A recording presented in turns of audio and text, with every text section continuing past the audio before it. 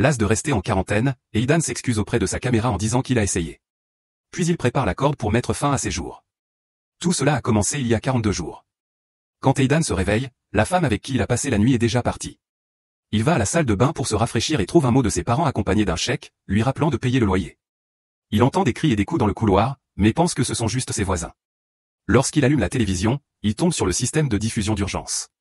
Soudain, des sirènes et des cris se font entendre dans les rues. Aidan court jusqu'à son balcon et voit un hélicoptère en feu s'écraser contre un immeuble. Les gens courent dans tous les sens et une fillette perdue demande de l'aide, mais soudain elle et un homme sautent sur une personne âgée pour la tuer. Après le passage d'un avion de chasse, un Aidan horrifié rentre précipitamment chez lui, au moment où son voisin Brandon entre dans l'appartement. Il dit que son colocataire, qu'il connaît depuis toujours, l'a soudainement attaqué. À la télévision, un homme explique qu'un nouveau virus se propage et transforme les gens en zombies mangeurs de chair. Il se transmet par le sang, principalement par morsures et égratignures. Avant que l'homme ne puisse en dire plus, la transmission s'interrompt. Réalisant que Brandon a été blessé par son colocataire, Aidan saisit un couteau pour se défendre. Alors que les gens dans le couloir continuent à crier et à frapper aux portes, les yeux de Brandon commencent à saigner et son visage commence à se transformer.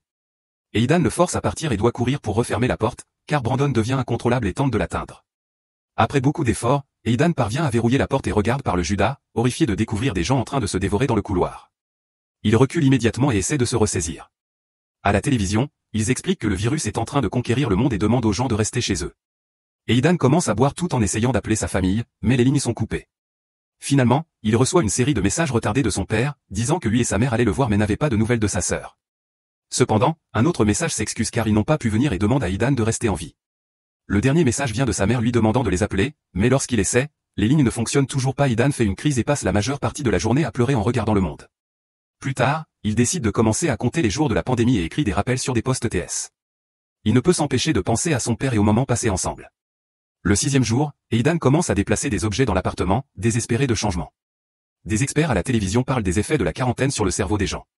Le 7e jour, il essaie d'enregistrer un journal vidéo mais les cris et attaques dans le couloir continuent, rendant cela impossible.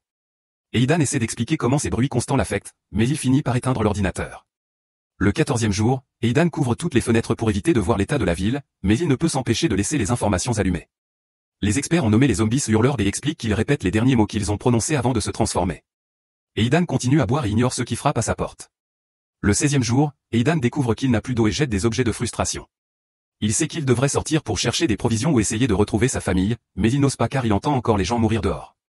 Aidan lit des informations sur la privation sensorielle et comment elle peut provoquer des hallucinations, alors il essaie de rester occupé en jouant de la guitare ou en faisant du sport. Cependant, il est tellement frustré qu'il finit par briser un miroir. Une nuit, il entend du bruit dans la salle de bain et prend sa batte, mais se cache immédiatement quand il découvre qu'un hurleur est entré dans l'appartement par les conduits d'aération. La femme répète non en fouillant l'appartement, alors Aidan attend le bon moment pour se faufiler derrière elle et la frapper avec sa batte. Le hurleur s'effondre et Aidan doit faire face à la réalité d'avoir tué une personne. Après avoir jeté le corps par le balcon, il place une planche de surf sous le conduit d'aération de la salle de bain pour le bloquer. Le 42e jour, Aidan enregistre un nouveau journal vidéo tout en entendant encore des hurlements dehors. Il explique qu'il perd la raison et qu'il a trop peur pour sortir. Dans 3 jours, il commencera à mourir de faim, donc il a besoin de provisions. Soudain, son téléphone sonne et Aidan entend un message vocal de ses parents. Ils étaient coincés au bureau et n'avaient pas pu le contacter lui ou sa sœur. Le message est interrompu lorsqu'un hurleur les trouve et les tue. Entendre la mort de ses parents provoque la plus grande crise d'Aidan. Désespéré, il prend sa batte et sort de l'appartement pour trouver Brandon allongé au sol, répétant « Je vais bien ». Aidan se prépare à le frapper, mais n'y parvient pas. À ce moment-là, un groupe de hurleurs essaie de l'attaquer, alors il esquive rapidement et court aussi vite qu'il peut. Comme les hurleurs bloquent le passage, Aidan descend les escaliers à l'étage inférieur et attend que des coureurs passent avant de prendre le couloir. Il repousse toute personne qui tente de l'attaquer et finit par atteindre l'autre escalier, qu'il grimpe pour retourner à son étage. Maintenant, il peut atteindre son appartement depuis le couloir opposé et pousse rapidement son réfrigérateur pour bloquer la porte d'entrée. En regardant par le Judas, il voit les hurleurs le chercher. Quelques instants plus tard, Aidan entend un grand bruit et l'électricité s'éteint dans son appartement. Lorsqu'il regarde par la fenêtre, il découvre que toute la ville est privée de courant. Il passe la nuit à rêver de sa famille et au matin, il se réveille au son des hurleurs dans le couloir. Fatigué de tout cela, Aidan décide de mettre fin à ses jours. Cependant, il interrompt le processus lorsqu'il remarque qu'une femme dans un appartement de l'autre côté de la cour est encore en vie. Par la suite, Aidan enregistre son dernier journal car sa batterie est presque vide, disant qu'il a rencontré une fille. Il se coupe la barbe et établit un plan pour contacter la femme, espérant pouvoir l'aider. Lorsqu'il va sur le balcon, il voit qu'il y a aussi des hurleurs dans l'immeuble de la femme et se cache immédiatement. Toujours déterminé à entrer en contact, il écrit des messages sur des pancartes qu'il place à la fenêtre, et elle finit par le voir elle aussi. Il apprend qu'elle s'appelle Eva, qu'elle est seule et qu'elle n'a plus beaucoup de provisions. Elle doit fermer ses rideaux lorsqu'elle entend des hurleurs arriver, mais elle accepte de lui reparler plus tard. Cette nuit-là, la pluie commence à tomber, alors Aidan place plusieurs casseroles pour recueillir de l'eau avant de se laver et de se raser, sans se douter qu'Eva l'observe pendant quelques secondes. Le lendemain, Aidan et Eva communiquent par panneau pour mettre au point un plan. Ils relient leur balcon avec une corde et ils lui envoient quelques bouteilles d'eau. À ce moment-là, un hurleur commence à escalader l'immeuble d'Eva, mais juste avant de l'atteindre, Aidan lui lance une bouteille en verre à la tête et commence à taper sur sa rambarde pour attirer son attention. Ce hurleur commence alors à grimper le bâtiment d'Aidan pendant qu'un autre frappe à la porte si violemment que le frigo commence à bouger. Eva lance aussi des objets, mais Aidan maintient l'attention du hurleur sur lui jusqu'à ce qu'il atteigne son balcon. Aidan retourne alors dans l'appartement, verrouille la porte du balcon, puis se précipite pour pousser le frigo contre la porte d'entrée. Le hurleur à l'extérieur commence à frapper la fenêtre pour la casser, mais sa blessure le fait s'effondrer. Aidan profite de l'occasion pour ressortir et le battre avec sa batte. Maintenant, sa chemise est couverte de sang, alors il l'enlève rapidement. Quelques instants plus tard, Aidan prépare un sac et quitte l'appartement pour aller récupérer les clés de Brandon sur son corps.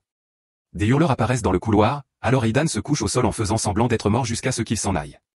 Il entre ensuite dans l'appartement de Brandon et referme la porte juste avant que les hurleurs ne l'atteignent. À l'intérieur, des taches de sang recouvrent les murs et un corps repose sur le lit. Aidan prend les quelques provisions qu'il peut trouver et est surpris de découvrir aussi du matériel d'escalade, bien que la hache manque. Il vérifie la chambre et la trouve sous le lit, mais à ce moment-là, un hurleur sort de la salle de bain. Aidan le pousse contre un miroir et essaie de fuir, mais le hurleur le plaque contre le mur. En attrapant une lampe, Aidan le frappe plusieurs fois pour le repousser et tombe sur le lit, où le corps commence aussi à se réveiller.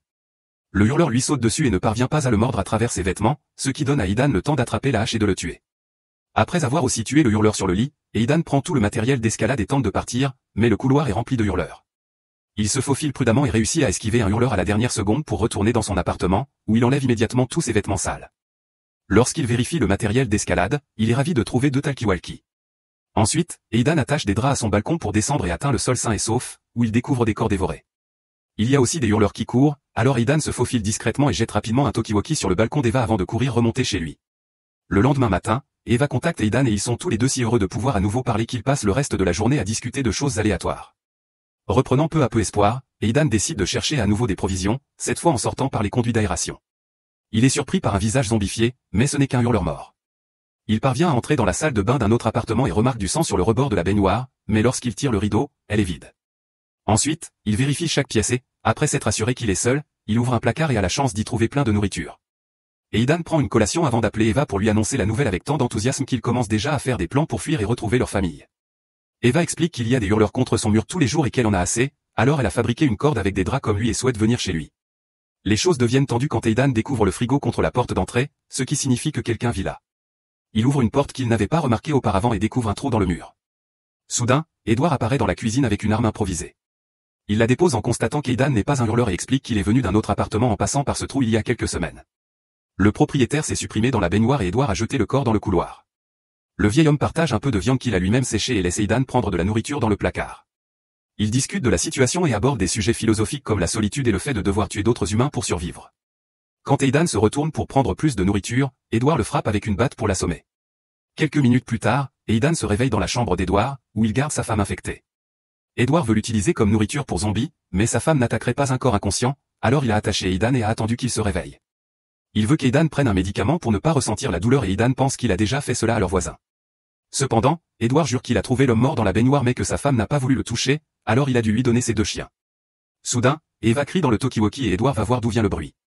Aidan lutte contre le lit jusqu'à le casser et se libérer, puis il tire Edward dans la chambre jusqu'à ce qu'il devienne le dîner de sa femme. Lorsqu'il reprend le talkie-walkie, Eva lui dit que les hurleurs sont entrés chez elle. Aidan sort immédiatement de l'appartement et les hurleurs le poursuivent dans le couloir. Il ne peut pas entrer chez lui à cause du frigo, alors il entre chez Brandon. Il regarde dehors et voit Eva cachée sur son balcon pendant que les hurleurs frappent contre les portes vitrées. Très prudemment, Aidan saute du balcon de Brandon vers le sien et peut maintenant utiliser les draps pour descendre. Cependant, les draps glissent et il tombe, atterrissant douloureusement sur une chaise. Le bruit attire un hurleur qui arrive rapidement.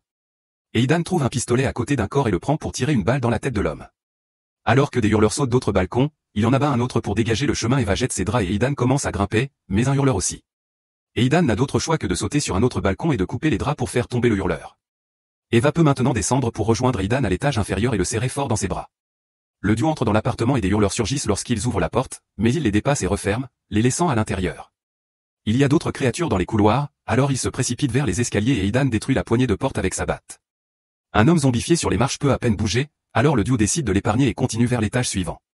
Quand ils ouvrent la porte, deux hurleurs plaquent Aidan contre le mur et Eva en pousse un dans les escaliers, mais malheureusement Aidan et l'autre créature tombent aussi.